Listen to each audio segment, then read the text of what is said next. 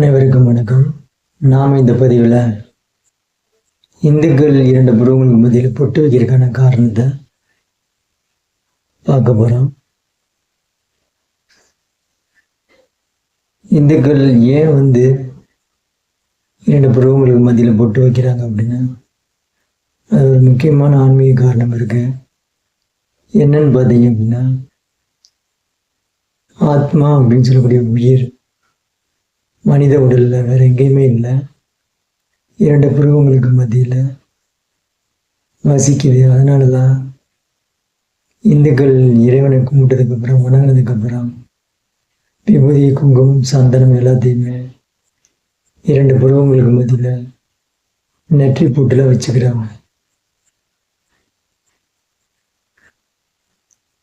ஆத்மான்னு சொல்லக்கூடிய உயிர் அங்கே இருக்கிறதுனால தான் அதோட நினைவார்த்தமாக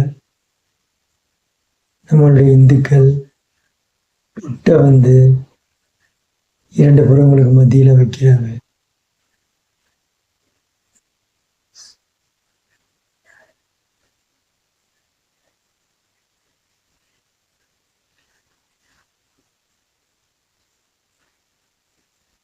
ஸோ இனிமேல் நீங்களும் கடவுள் வழிபாட்டை முடிச்சதுக்கப்புறம் நெத்தியில் பொட்டு வைக்கும் பொழுது ஆத்மாவாகி நான் இங்கே தான் இருக்கேன் அப்படின்னு உணர்ந்து வைங்க.